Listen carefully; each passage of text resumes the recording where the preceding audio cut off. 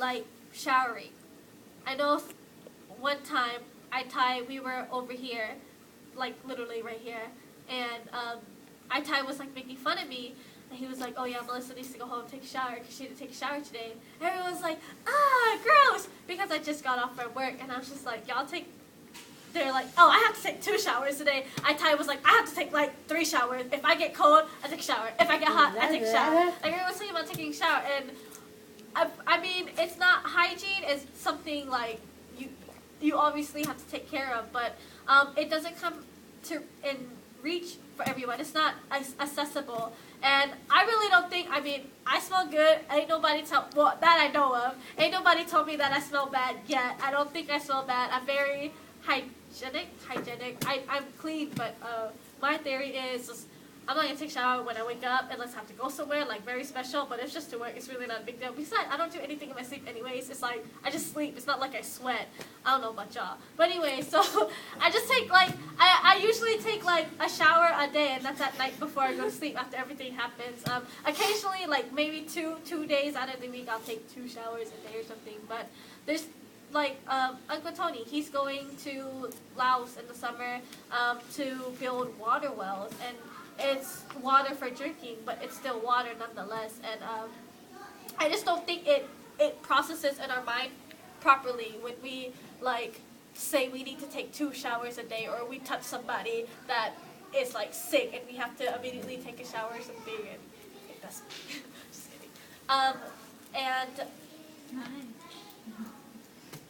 yeah, I just really wanted to focus on giving back, and again, not like money or materialistic things, but just bringing awareness. Like, although I can't stop the billions of girls who are being sex slaves, you know, I can bring awareness to people, and then, you know, hopefully that like chain reaction, and maybe something will happen. And just, we're so focused in our own life and our own walk with God, we forget about the people who don't know God, or who refuse to believe in Him because so many bad things that happens to them. I mean, just think about it for a second. If you were a girl or a guy, and you were just being sold around, like your family would put you up, would sell you, people would bid for you, so you can do other people's work. Like, would you think that a God exists? Would you think that there is good in the world? And being in America, it's so easy, like, to have access to everything. Like, we think clothes is a necessity, and shoes is a necessity, and medicine is a necessity, when there's people who think like, oh, I'm alive is a necessity and stuff like that. Like, they literally have nothing. And because of that, sometimes they think that God isn't real because these bad things happen to them, and dreams don't come true because, you know, they don't have shoes or whatever like that. A couple of weeks ago, well, now 2, I really didn't want to be here anymore. Not like here in California, like here in America. I was just so fed up. I just couldn't take all these people around me, not y'all, because I love y'all, but like working in a government-funded clinic, you get a lot of different people.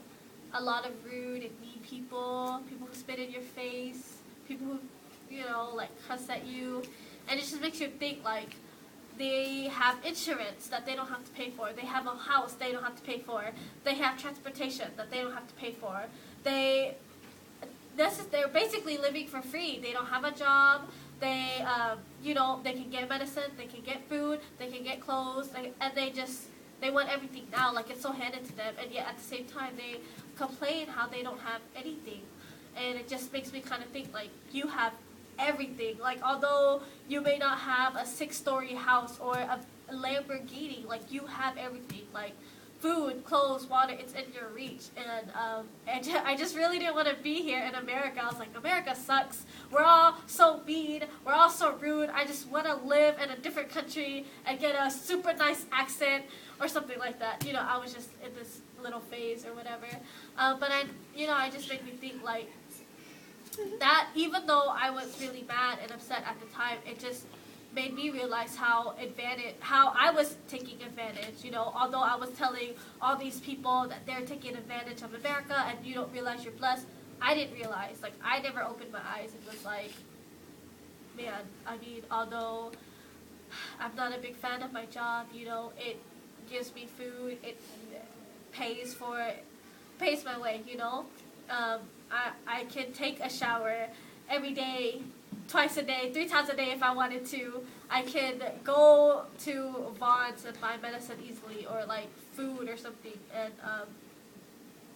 it kind of just sucks that there's around the world, like, these are God's people, and that's what hurts me the most. Like, these are our brothers and sisters in Christ.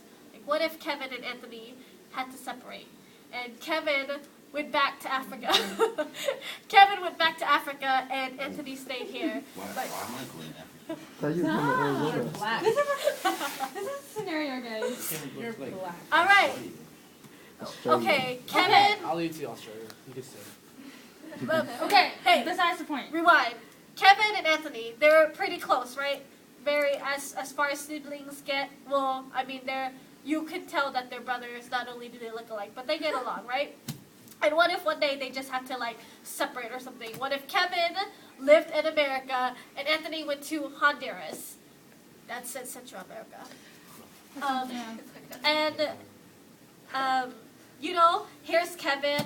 He doesn't own a car, but he can drive a car. Like, he doesn't have a job, but he has some money. He can pay for gas, pay for food. And Anthony has been wearing the same outfit for like a couple of months now. Like, the only food he has is the bananas and coconuts from the tree.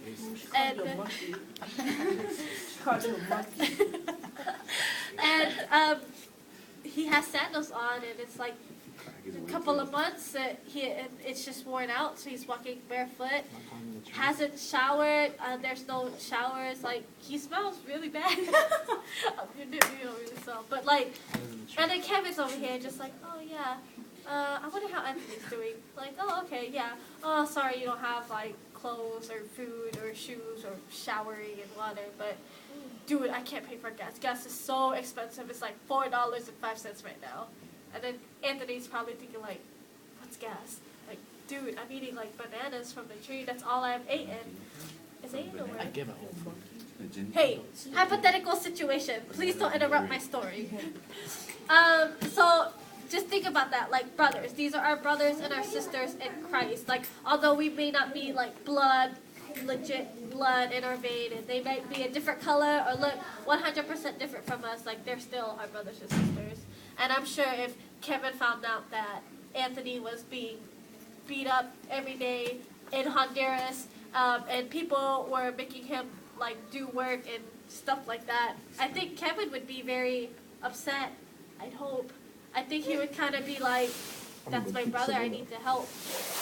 So in the work of God, our daily walk with God, it's very important to focus on your walk with God, but don't forget that the part of your job is to help other people too.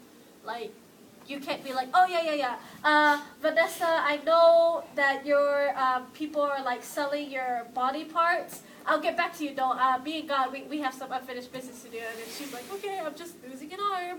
Someone's gonna sell it. Stuff like that. Okay, that was very exaggerated, but you know what I'm saying, right? You can't just it's not a bad thing to focus on your walk with God. It's not. I encourage you to be focused and in one with Him, but it's not all about you. No offense.